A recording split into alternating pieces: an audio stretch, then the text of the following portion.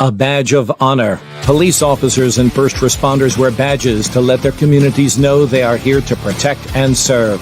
But that's not how it feels today, and the stress of the job is taking its toll, taking lives through suicide and post-traumatic stress injury. A Badge of Honor podcast features the cast of the same name, Sam Horwitz and John Salerno. Sam, John, and the team offer the first responders workshops through their critical incident stress management teams and mental health liaisons to offer state-certified T-Cole credit programs that save lives. It's time to smash through the stigma. It's time to heal from your injury, and it's time to back our blue. Welcome to A Badge of Honor podcast. Here are your hosts, Sam Horwitz and John Salerno. Hey, welcome to the Badge of Honor podcast. Still learning our new routine since we changed names from Mad Radio to A Badge of Honor podcast. So this way we can bring our 501c3 and our foundation, integrate it with our podcast so no one gets confused. We don't want to have anybody left behind. We want to make sure that everybody has the right channels to get the help they need. I want to welcome my co-host, Sam. How are you doing, Sam? Hey, doing great. And remember, A Badge of Honor podcast is every Monday right at this time. We're driving home with you, powered by the Offbeat Business or OBBM Media Network. John, it is awesome to be with you. It's not such an awesome month, you know.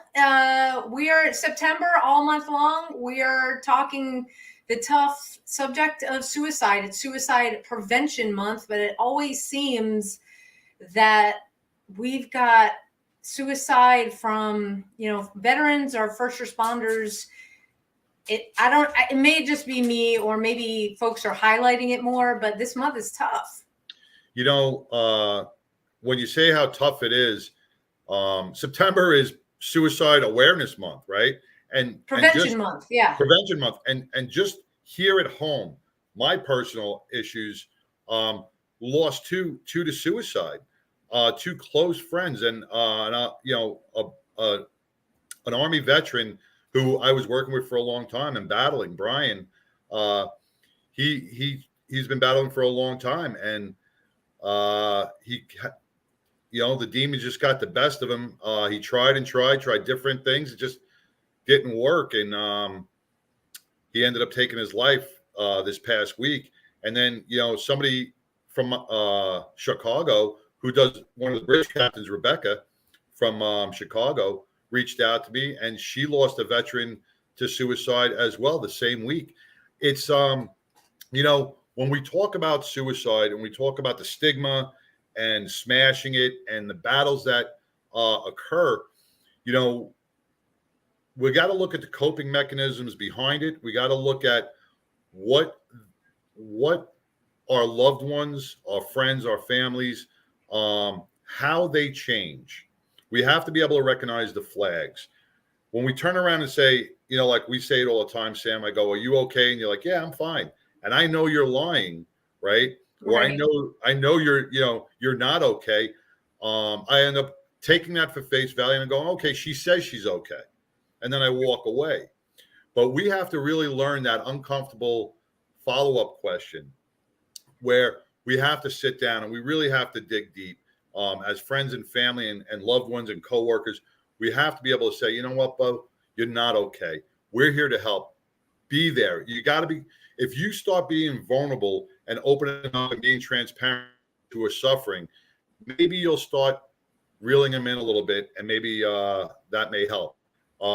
And today's show brings it right on board, because I don't think there's anybody who's interviewed more first responders with post-traumatic stress in the last few years than psychiatrists. Absolutely, yeah. And it's not only about smashing the stigma surrounding mental health, not just post-traumatic stress, right? But it's about bridging the gap and having the willingness and the openness to have the tough conversations. And so let's bring on our guest from PTSD911 movie, which will premiere in November. We have the producer director Conrad Weaver with us. Conrad, Welcome to a Badge of Honor podcast. How are you doing tonight? Hey, it's great to be here. Thank you so much for having me.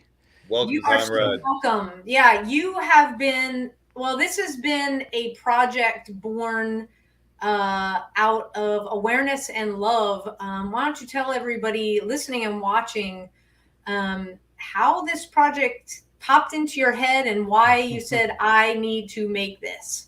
Yeah, so about 4 years ago, I was sitting in a patrol car in the front seat on a ride along. There you I go. want to clarify that. I was on a ride along working on a film about the opioid crisis, and we were called to a fatal overdose scene. And I went into that scene as a civilian, not really having seen something like that before. And that afternoon, I drove home trying to figure out what did I experience. And then I started thinking about the first responders who were on scene. And that led me to starting to research, okay, how does trauma affect first responders? How do these things that first responders see and experience on the regular, how does it affect them? And I uncovered this whole problem of PTSD, of PTS, PTSI with first responders. And then I researched, okay, who else is telling the story? And at the time, 3.5 years ago, there was very little being said or done about this on a feature-length documentary level. And I thought, you know what? This is an important subject. I love first responders. I love how they take care of us. They respond to our worst day, and they keep doing it over and over again. And it's about time we reach back to take care of them. And so that's really what we hope to accomplish with this film, is to raise awareness of this is what first responders really face. And I think most civilians don't really understand that. Conrad, looking at the trailer of the movie, the officer in the very beginning of the trailer, you could see the pain that she is suffering. And so many of our first responders suffer in silence, right? Absolutely. Because, I almost wore my Batman t-shirt today because I wanted to display, this logo is not who we are. We're not Superman. We're not Batman. We're not these superheroes. We're human beings who have, feelings and hurt and stress. And we're never taught, we're taught how to shoot. We're taught how to fight. We're taught all these investigative skills, but we're not taught on how to handle our internal stress and coping mechanisms when it becomes overload. Now, you have interviewed probably thousands of first responders on this project. Is there a common denominator that you see in some of them, or some are closed up? I think one of the common denominators is this, exactly what you said, is that most first responders, from what I've met, are type A, are driven, are motivated, are competitive. They have the big S on their chest, right? And they consider themselves as superheroes. And in fact, I had a firefighter that he's a captain, and I interviewed him, and he went down, a very dark road. And he said, we think we are superheroes, but we're actually not. And he said, that is one of the problems that we have, is that we think that these things are invincible. In fact, I interviewed another officer actually in your local community there who said, and he's a detective, he's been on the force for 30 years. He said, I didn't think this stuff was real. I didn't think PTS was real. And why would it, I'm a tough guy. I can handle it. The stuff that affects people, it's for the weak-minded, until it affected him. And I think that's the problem that we have, is that it can affect everybody. And if you walk around with an S on your chest thinking that you're invincible, you're going to fall. Now, you just hit on another topic that sparked something in my head, was firefighters and police, right? Back in the 60s and the 70s, we looked at post-traumatic stress as only veteran-based, right? We never really looked at it as a first responder issue. It was all battle fatigue or shell shock or anything like, those names. But then we look at the police, and now the police are highlighted with post-traumatic stress because of all the traumas they go through. Firefighters, they go through the same exact thing, but they're not as highlighted. Same with 911 dispatchers, correction officers. They're not as highlighted, but they go through the same exact stresses. Do you see a difference in the conversation between firefighters, police, 911 dispatchers, and corrections? Do you see like a different format of I see the only difference I really see is how it affects them. And because, a police officer responds to a call, and he or she takes maybe 30 to an hour or 2 hours to deal with that call. And then it may be 30, 40 minutes before the next thing comes in. And so they have a little bit of time to decompress from an incident. Whereas in the fire service, it's similar. They get some time to decompress, but their issue is they go back, say they're on the night shift and they're sleeping. And so now they have this adrenaline pumping mission that they're on. They go back, they try to get to sleep. They can't sleep because they have all this adrenaline pumping through them. And then the tones go off again. Or they go to sleep, and they're sleeping for 2 hours, but they know that the tones could go off anytime. And so they're really not getting that deep REM sleep, that REM sleep that they really need to reprogram their brain. Right. 911 dispatchers, they get it back to back to back to back with no break. Right. They get the call, they hang up. In fact, the dispatcher in my film says, my first 2 calls I got when I was a dispatcher were back to back. I hung up the first call, boom, the phone rang again, and it was another call. And she said, that's what started me on this road, that, we don't get a break from it. And so they're all affected by post-traumatic stress and by the traumas that they face, but they have maybe different ways of getting there. Absolutely. And speaking of breaks, we have got to take our first break to hear from one of our sponsors who backs the Blues. Stay tuned, everybody. Be right back. What is the role of American government anyway? Is the role of government to decide where I can go and where I can't? Is the role of government to work tirelessly to destroy vital infrastructure that keeps goods and services from my customers? Is the role of government to choose who can drive, fly, or ride according to mandated stipulations that threaten my body, health, mind, and conscience? Without medical freedom legislation in place, our rights and freedoms are one vote away from being dissolved. Individually, change is improbable, but as an aggregate, attainable. It's time to act with one voice. My voice. And my voice. And my voice. And my voice. To protect our freedom, creating one voice that cannot be ignored. This requires your voice, too. Your voice, your feet, your vote, not just at the ballot box, but training to be a poll watcher, precinct chair, judge, or early ballot counter, so you are doing all you can to protect the fairly counted American vote. Move freely, America. Go to movefreelyamerica.org to find a chapter near you. Plug in, donate, and help our legislators defend our God-given rights under the Constitution. Move freely, America, because my voice and my voice, together with your voice, we're one voice that cannot be ignored. Donate today. MoveFreelyAmerica.org.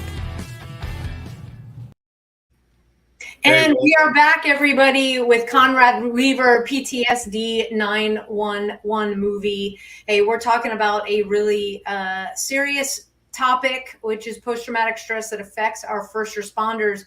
And Conrad, you just laid out perfectly how the job affects our police, our firefighters, and our 911 communicators very differently, because the roles, the jobs are different. And I think one of the things that, as John and I and the team at A Badge of Honor were out there doing our workshops, when we talk to the 911 communicators, they're in the room with firefighters, with police officers and other first responders, like a giant melting pot.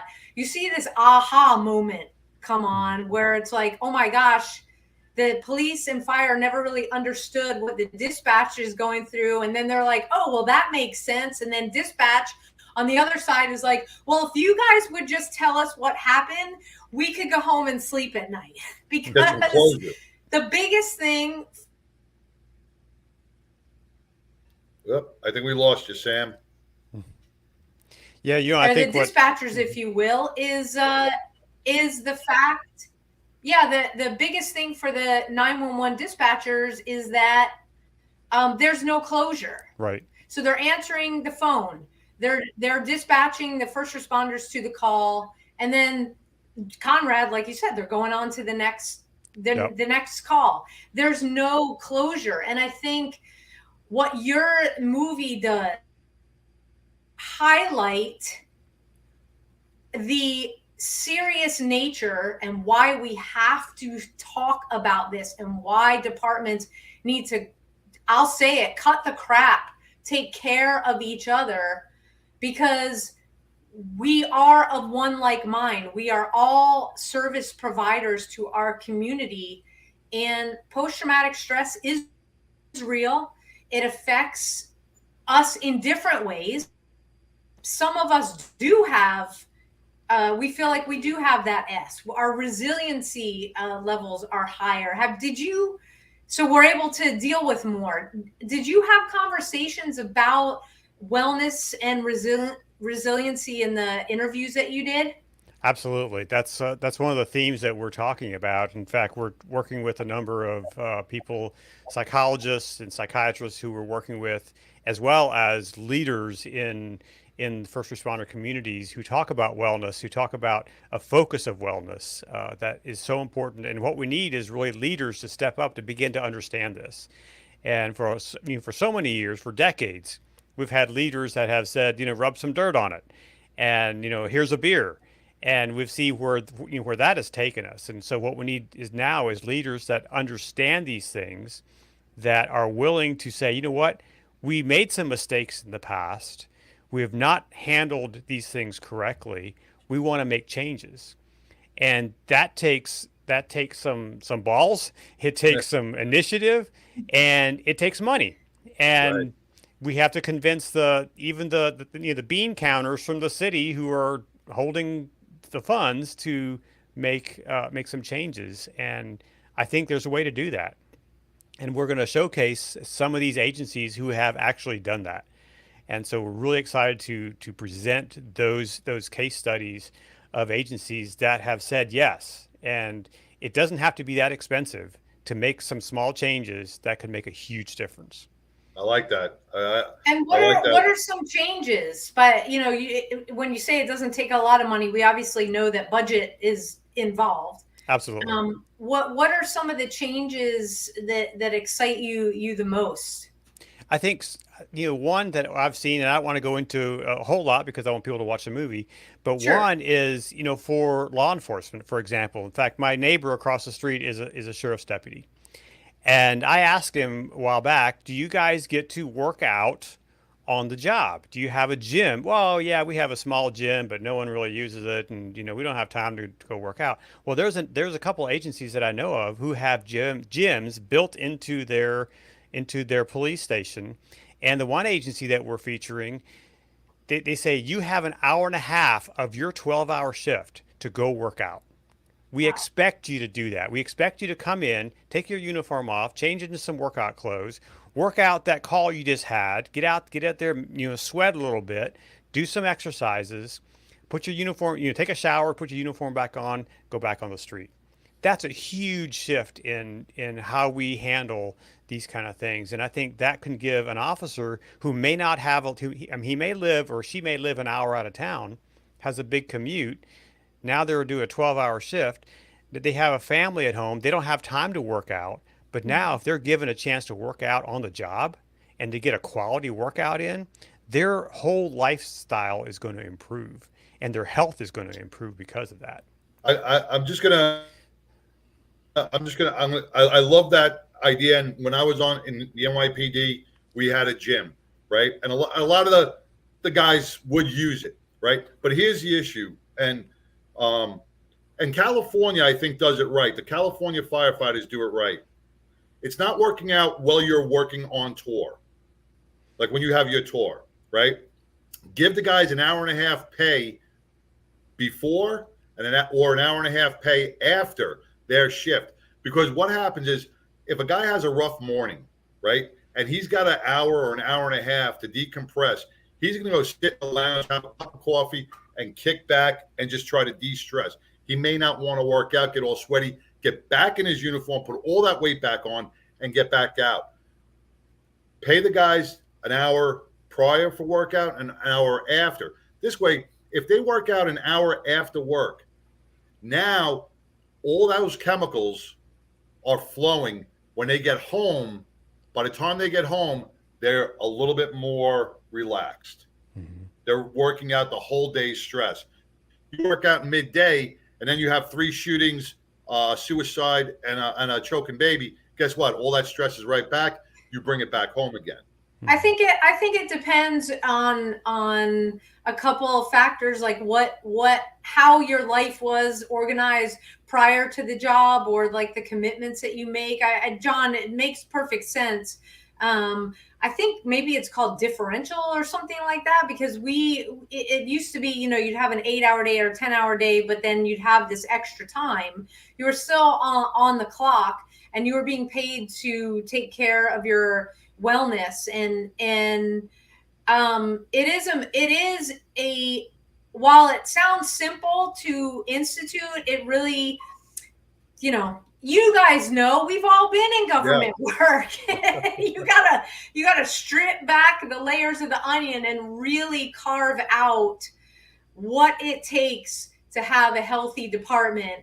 And John, you and I have said this before, when health, wellness, resiliency, mental health, whatever you want to call it, is below the paper clips, that's the kind of thing that gets submitted to the city or whomever you're asking the money from. And it's like, oh, you only need that? Yeah, we can do that. Where it's like, make the big ask up front, make the argument for your folks. Because when they see that, right, you're making the argument for your folks, they see it, the city sees it. You may not get everything, but at least your folks know that you're looking out for their best interest, because we've got still such a question mark. And I think the movie is going to clear up so much. For those of you guys that are watching, on the bottom of the screen, you can see I've got the link up, PTSD911movie.com. That's PTSD911movie.com. And you guys can go there and read more about the why behind it, the how you guys went about it, and everything else surrounding that. And so we've got to take another quick break, but when we come back, we will pick up and talk about why we need to back each other. So we're going to take a quick break. Be right back. Interested in starting a podcast or TV show? Worried about what you'll say and how to keep it engaging? Think you'd like to be a guest on podcast, radio, or TV shows?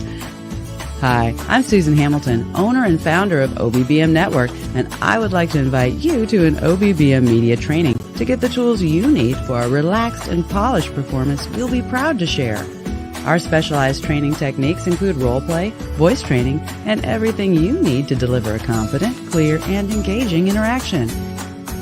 Go to offbeatbusiness.com. Go to the calendar and register for a training that's convenient for you. Dates available now, 214-714-0495. Welcome back. Conrad, I do have a question I do have to ask you. Before we went for break, I had it in my mind. When we're talking about the stigma, we're talking about the interviews that you did. We get a lot, and especially what happened in Uvalde, right here in Texas not too long ago. A police force of 12 members, right? 12-member police force, they are affected by post-traumatic stress, or these smaller departments. Now, big and large, you got to interview all of these first responders, either a volunteer fire department, a smaller department, 15 runs a day or 1 run a day. Post-traumatic stress hits everybody, no matter what it is, no matter what department you're with. Did you see a difference between the bigger departments and the smaller departments, or the community departments? No, there's really no difference in post-traumatic stress. I mean, a smaller department may not have some of the bigger or more frequent issues that a large city department has. But for example, one of the police departments I'm working with is the Pinole Police Department in Pinole, California. They have 28 sworn officers, so a fairly small department, compared to another department that we work with that's in Garland, just near you guys, Garland, Texas. They have over 300 sworn officers. And so huge difference in those numbers. but they have the same issues. They have Right. the same challenges, and they see the same types of stressors that they have. I mean, and these days everybody's talking about the big issue in the room is just availability of people, of bodies to put them. Staffing is a huge issue. In fact, the FOP did a survey last year, and I think the number one stressor for law enforcement right now is staffing. That's the number one stressor across the nation in law enforcement. And so if you are working more hours because you're mandatory held over, then the stress level is going to come up because you have less rest, you are spending less time with your family, you are working more, so you're more tired. So that just adds up, and so that can add up to more post-traumatic stress in your life. And so those kind of things, there's no difference whether it's a large agency or a small agency. And even the volunteer, I mean, I live in Emmitsburg, Maryland, the home of the National Fire Academy and the National Emergency Training Center. Our firehouse here is volunteer. We have a couple of full-time EMTs who service the ambulances, but all the fire companies, it's all volunteer. In fact, they went out on a call about an hour and a half ago to a big house fire. And so these guys face the same types of things that a full-on city department has. And so Right. there's really not that much difference. Yeah, and That's that the same goes with the to law what I now. was saying to support, right? Well, right before we took a break, it's recognizing the things that are needed, but how do I best support my troops? Okay, that should be the question that every command staff is asking, and it's not being asked. And we see that John, the NYPD officer who completed suicide, and that whole article, and I still think about the officer that was quoted in that article saying they were talking about the stress with the layoffs, with the number of officers that are leaving NYPD and having to work more, and an officer saying, well, that's not a reason to kill yourself. And it's like, whoa, that like was a slap in the face. John and I both worked in New York City, and it's like post-traumatic stress affects people differently. And when we have our own making comments like that, it's like, A, you weren't paying attention, and B, there's no support. But see, on that note, I was livid about that quote, and I was so pissed off that officer for making that quote. But you know what? I had to forgive him. You know why? Because he's uneducated because of the department. An educated person on post-traumatic stress, somebody that's up on it and knows the signs and symptoms, would have not answered that way. That just shows the uneducation. It's not the officer's fault that he said that. It's all he knows. It's what he was brought up learning. So we see that. We see, that officer right there should be our stepping stone to say on what not to do. And it should be a red flag for departments going, hey, we better teach our officers more. We have to educate them more on post-traumatic stress. Well, I think they need to have front row seats to the premiere of PTSD911 so that they can understand. Conrad, where is the movie? When and where is the premiere? So we are right now, as I speak, I'm standing right here in my editing bay, and I've been editing madly for the past number of weeks, and have a long way to go. But we are premiering the film on November 3rd in Irving, Texas, at the Irving Arts Center, at the theater there. And we are so excited to partner with NAMI North Texas. They are hosting the film, and we're working with them to put this thing on. And tonight, drum roll please, we have a presenting sponsor for our premiere. Lighthouse Health and Wellness is our presenting sponsor for the premiere in Irving, Texas. That is so awesome. We're really excited to announce that. Congratulations. Thank you. They have come on board to help promote this, and we have got some sponsorship funds from an attorney, Lisa Houlet in LA. She has come on as a sponsor as well. NAMI Texas is putting some money onto this premiere as well. So we're really excited to have all these people coming together to put together an amazing event. And so I want to say that if you are in the Dallas metro area and you want to come to the premiere, next Monday, we will be releasing tickets to the general public that you will be able to secure through our website, through NAMI North Texas. They're going to be hosting that, but you'll be able to go to our website and get tickets for the premiere. And so we'll post that out there whenever they are ready to go. So well, definitely let us know so we can get all over that. For you guys that are watching, you can see the website is at the bottom of the screen. For you guys listening, PTSD911movie.com. Again, don't forget that all important movie word after PTSD 911. Conrad, some amazing sponsors and partners in on making this happen. You've been at this project for how long? I've been working on it since about the spring of 2019. So, I mean, 2019. What am I saying? Yes. 2019. Yeah, 2019. Yep. Yeah. So about 3 years. So I've been working on it for 3 years. That poses a question for me. Okay. Because you started working on this pre-COVID, right? Yes. And then you're continually working through COVID and after COVID. What's the uptick? Well, COVID threw a whole wrench in everything, right? And for all of us in many ways, but I think especially for first responders. One of the issues that the firefighter who's in my film, faced in his wellness journey when he kind of went through some ups and downs, and when COVID hit, he was put on a COVID task force. So he and one other firefighter, paramedic, were the only two guys responding to all the COVID calls in the city of Anaheim, California.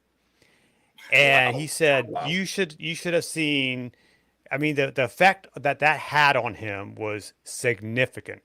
And I think the effect that COVID had on especially our EMTs, our paramedics, our firefighters was really, really significant. I mean, obviously law enforcement as well, but especially those medical people who had to suit up and all that every time they went into any time someone was having breathing difficulties. Oh, it might be COVID, suit up, you know. And so it just, the stress level just went way up. And for me personally, for the film, it was kind of a mixed blessing because I got into this, we always try to raise money and try to make connections. And so that produced a challenge. However, all my other projects went away. I was doing events for my film Heroin's Grip. We had events booked in Las Vegas and in Florida and other places. All those canceled. But what that did for me was freed me up to build relationships for this film. And I think it was a mixed blessing, really, because I was able to do that for that year when we were all kind of hunkering down. Well, everything happens for a reason and happens the way they're supposed to happen.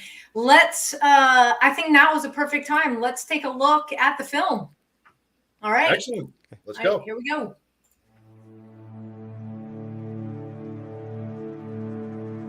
I went to a really dark place in my mind where suicide became an option.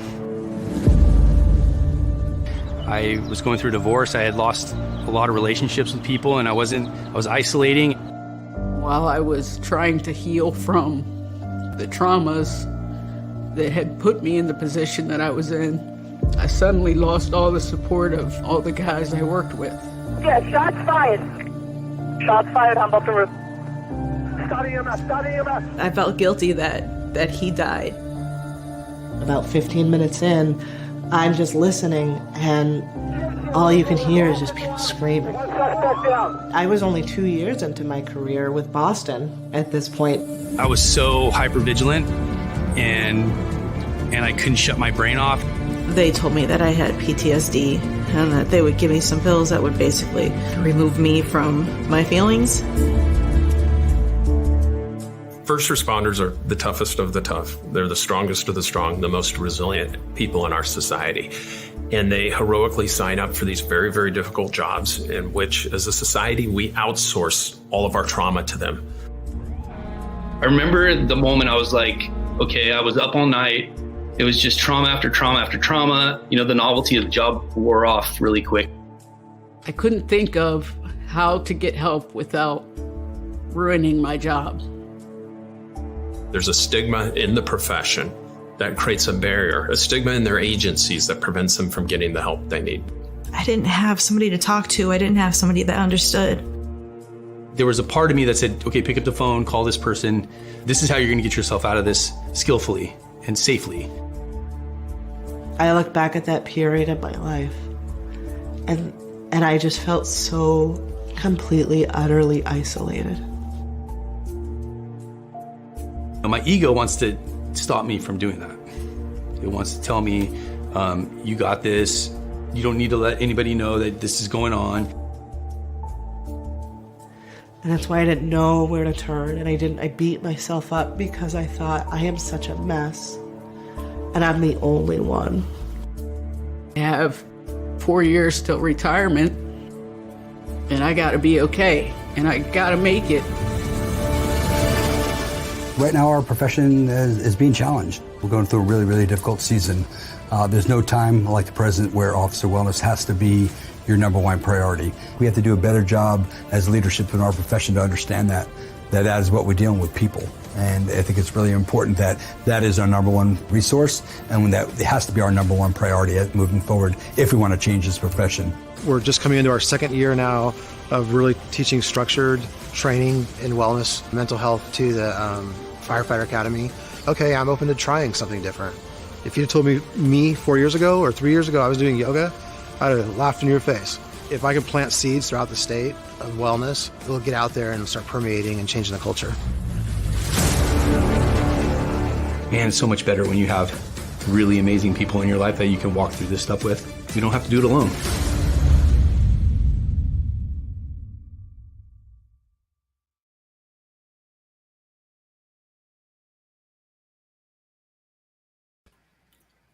I got to tell you, can you hear me? Yes. Oh, I'm tearing up. That just a trailer of that really impacts, when we're having this conversation, really impacts, because you could see the different people from the firehouse and police departments and EMS and 911, the struggles that they're having is so emotional. You know, they're crying for help. And the one officer who says she's got 4 years and she hopes she makes it, right? But what happens after those 4 years? Now, I'm scared. She's alone. You know, after you retire, you lose that connection. You may keep the 1 or 2 friends, or maybe 5, but you lose that brotherhood connection sometimes. If you don't jump back into something real quick, and like I said, Sam, all the time, you're on the couch eating bonbons, watching Judge Judy. That's not the place for you to be. But we have to have resiliency and wellness programs after retirement. You know, I'm drafting a document to bring to the state that first responders after will get 10 years free mental health care, because a lot of our people do not get the medical health care that they need. They have to go to EAP, or somebody does it. We need free mental health care after retirement for our first responders, because that's when they battle a lot. We lose a lot of our people. Same with our veterans, when they lose that connection. I mean, if you think about it, the average lifespan for a police officer, I think, is 62. Well, they usually say 5 years after retirement. So that's a shame. That's absolutely a shame, and that needs to change. And we know, we know what the issues are. It's no longer a mystery, right? We've got the studies that are more than a decade long. They know what is killing us after retirement. And then again, it goes back to how can we be proactive? Because we're always reacting to everything, right? That's how we're trained. We're reacting to the call for a insert in the blank, right? You know, one of the things that one of the themes that's coming through this film that you'll see in the film is the phrase "a culture of wellness," and that's what it really takes. It takes a culture of wellness within an agency that permeates every part of that agency, and we were so happy to highlight some of those in our film. That these are agencies that have developed this. They're not perfect. They're still figuring things out. In fact, the one chief told me, he said, "Yeah, we're not there yet, but we're moving in that direction. We want to have a culture that wellness permeates everything we do." And so we'll show how those things work within these agencies, and really excited to share that so that others can say, you know what, we don't have that here. We need to develop that. How do we do that? And that's all you can ask for. And like you said, we all don't have it right, and we're still scratching the surface on a lot of these issues, right? But to see a department at least taking the steps forward, right? To try, right? Maybe 5-10 years we'll perfect it down the road, but at least to try. Let's be progressive and not back in the 70s or the 80s. You know, we're moving backwards. Let's keep moving forward. Conrad, I did have another question for you. When we were talking about the post-traumatic stress and the firefighters that don't sleep, right? They're not getting the proper REM sleep. And then we talk about the life expectancy after retirement. Have you found a lot of health issues within these guys that are battling post-traumatic stress? On top of the stress, cardiovascular, lung problems, headaches, migraines, all these different things that affect the organs within the body. Absolutely. I mean, those when you go without sleep and when you put your body through those kind of stressors, and for firefighters especially, you know, they're going into toxic environments, and it's well documented and well known that, you know, cancer is a huge problem in the fire community. And so, you know, having a healthy lifestyle and promoting a healthy lifestyle is going to put you way down the road in having a longer life expectancy, you know, no matter what the situation that you face. And some of us, you know, have been blessed with good genes and have a little better running start than others. But I think if we can help agencies create this culture of wellness that where you take seriously your mental health, your physical health, your emotional health, you know, all the areas, spiritual health, all the things, you're going to have a better rounded person to provide services for your community. And for me as a citizen, I want healthy people showing up on my door when I'm calling 911. Right. Absolutely. Right. Absolutely. And sometimes it takes getting rid of a lot of junk, which leads us right into our next sponsor. So we will be right back. Every business needs a dependable junk hauling service to keep their property clutter-free. Call 630-470-8307. Junk Luggers offers a wide range of eco-friendly residential and commercial junk removal services to help your business run smoothly and efficiently. Book your no-obligation estimate with Junk Luggers today.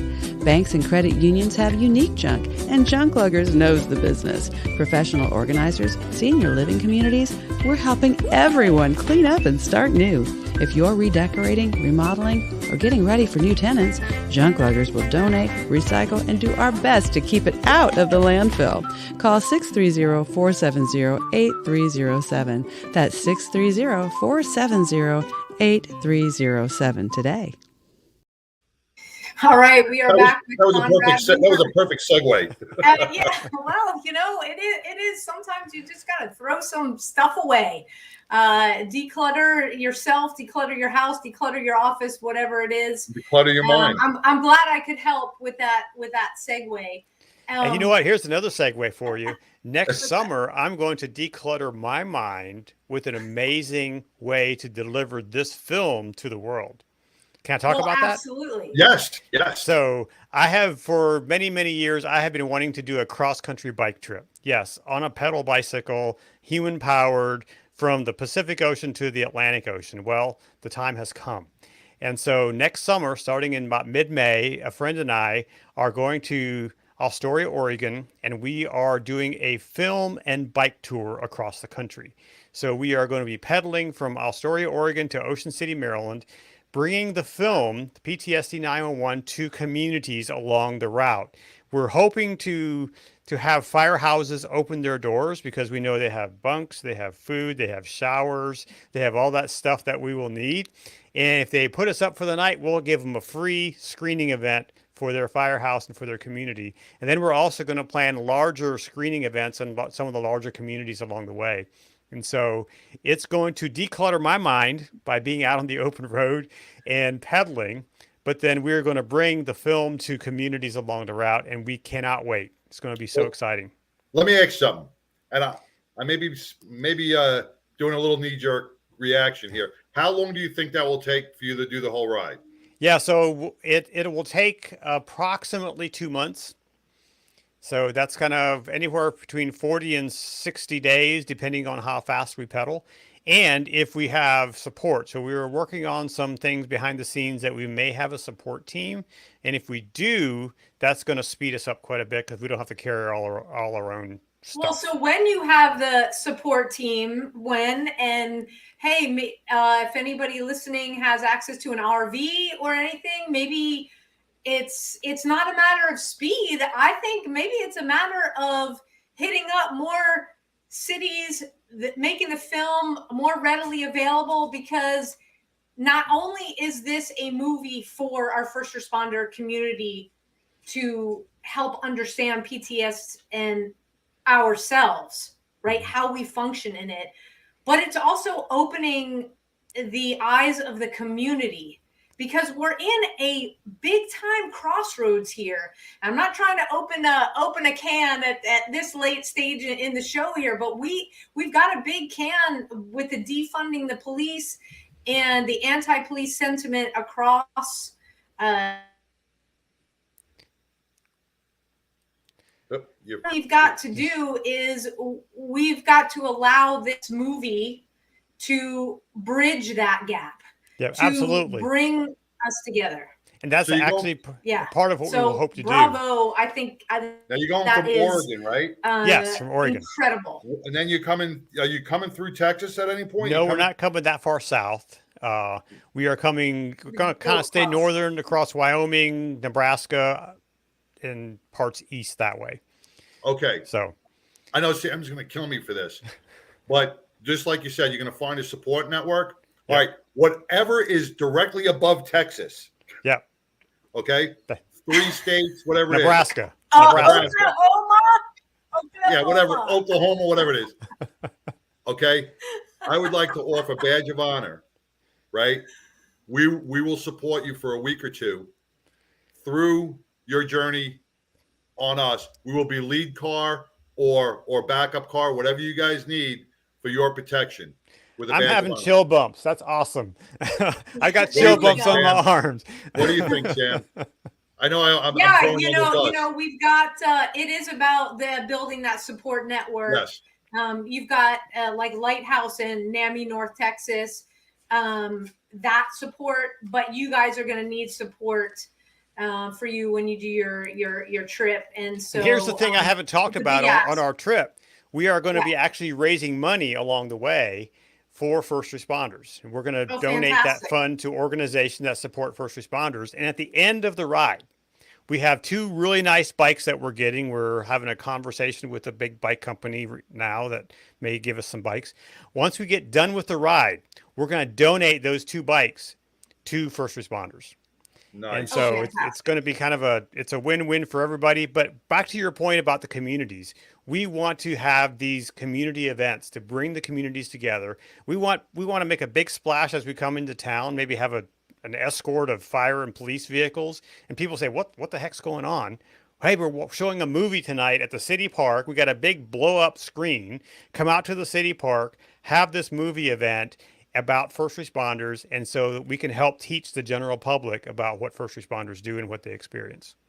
Well, we would love to help you escort some of that into some of your cities and towns. So you can probably count on me and Sam giving you our full support and a badge of honor, giving our full support with you. Just let us know the itinerary, the cities, and we'll be there for you. Well, thank you so much. What you're doing. We're working right now to make the itinerary and get the schedule down, and we'll make that public as soon as we can.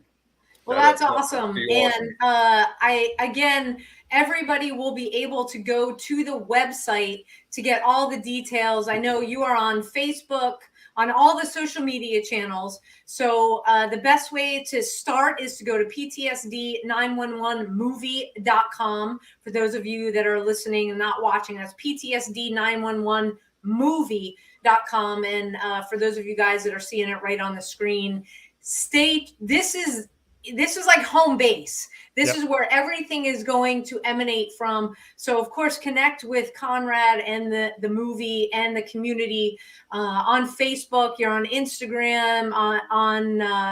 They can connect with you, Conrad, directly on Twitter and LinkedIn. Yep. So if you guys operate in those spaces, but again, home base PTSD911movie.com. And for anybody listening that wants to help sponsor and bring this, what are we calling it? A tour de PTSD 911. Something like that. We haven't landed on the official name yet, but we're working on that. There we go. Yeah, don't call it that. And definitely don't use Sam's movements like a tour. Well, it's not. It is a tour. Flowing across the smooth ride effect. Some of it's going to be like this, though. Up and down. Yes, let it be like this, not like this. Conrad, thank you so much. One thing I do want to ask about your tour, and if you're going to allow, because Walk for the Red. Over up in Michigan, they do this for firefighter cancer, and when they do the walk, they walk 140 miles. But a lot of people join the walk. Will people be allowed to join you in your bicycle run if you had people coming up and ride with you? If they want to join us for the run, we'll be posting. You'll be able to track us live on our website wherever we are. So yes, please. Perfect. We're making some plans to have some semi-YouTube celebrities join us as well. So. Awesome. Right. Awesome. Yeah. That is great. Well, Conrad, thank you so much for joining us this evening. Thank you for blessing the first responder community with this project. We know we've been following it since the very beginning, since you launched. You're not a stranger to the first responder community. This movie, it's about you embracing all of us, and we so appreciate it from the bottom of our hearts. Thank you. And yes, 2 thumbs up for bringing it to Texas and premiering it here first. Thank you so much. Well, thank you. We'll be there for sure. Yeah, thank you so much for having me on the show. And you have a VIP ticket to come to the show or to come to the premiere. We're going to promote it. You just let us know. Get us some flyers. We'll put them in every precinct, every firehouse, everywhere we can put them up, tack them up. All right, we'll do that. Awesome. Thank you. All right, we'll be in touch. Okay, thank you so much. Yep. All right, bye-bye. Wow, I mean, I'm excited. I am pumped. I'm like, let's go tomorrow. Yeah. You guys, you got to wait till November 3rd. Okay. If you're in North Texas, look, if you're within an hour of Irving, you want to make this drive. This will open up so many avenues of understanding. And that's what it's all about. And like I said, Conrad, we've known each other for a long time. We've been part of some of the same circles. And so if you put November 3rd on your calendar, PTSD911movie.com to get your tickets. A badgeofhonor.com. We'll be putting it on our website as well. Because there's always more to come. This is going to be a huge catalyst, and understanding post-traumatic stress, being aware of how it can affect you, building resiliency, building that wellness piece. That's what we do. We do it in partnership with a lot of folks like Conrad. So you can visit our website, badgeofhonor.com, and find out more about how to support yourself. And if you're in need, because there is no shame, okay, hit us up. Our direct contact is right there. if you want to jump forward right into getting help, your department doesn't have to know. I'm just, confidential help. That's what it's about. That's what we're about. You can click on any of the partners, and there's no reason for you to go at this alone. We are right there. And we have November 11th, which is Veterans Day. November 11th, we are out at Garland Police Department, our 8-hour workshop. Again, if you're law enforcement, it's 8 hours of T-Cole. We've got you covered from breakfast to lunch, everywhere in between. Again, with that credit. So visit badgeofhonor.com. You can see all about the workshop, and you can register right there. And you know what else, John? It's about not being alone. Again, September is Suicide Prevention Month. And there's no better way to boost yourself and to be with people that get you and the struggle that you're going through.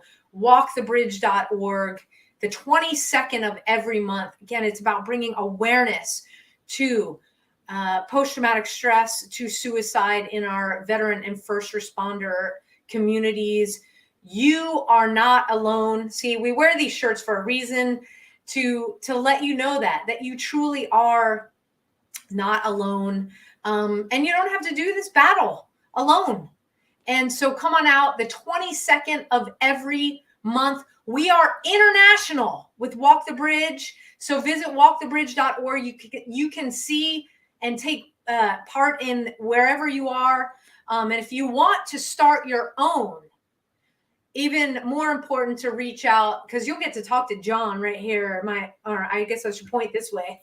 my partner right here to start your own Walk the Bridge. And we got 2 big bridge walks starting this month.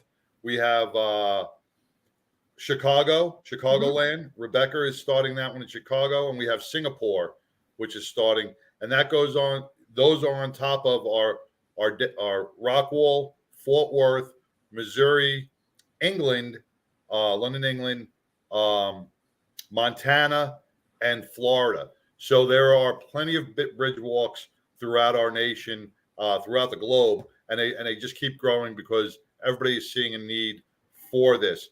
The one thing I did want to say about the PTSD911 movie, Sam, and you brought up a good point, and that kind of went out of my head, but I guess I'll think about it and talk about it next week. Okay. Well, with that, we want to say thank you for joining us. To all of our first responders out there, we're praying for you every day. Thank you for keeping us safe right here at home in our communities. To all the veterans and our active personnel, thank you for guarding our shores. Thank you for putting the F back in the word freedom. Freedom isn't free, and if it wasn't for you, we couldn't do shows just like this. So until next week, everybody, this is John and Sam with a Badge of Honor podcast. Have a great night. Take care, Sam. We hear you. We hear you. A Badge of Honor podcast is produced for the OBBN Network podcast and protected under copyright law. For content permissions, please submit your request to abadgeofhonor.com on the content page. For OBBN Network programming information, please call 214-714-0495 today.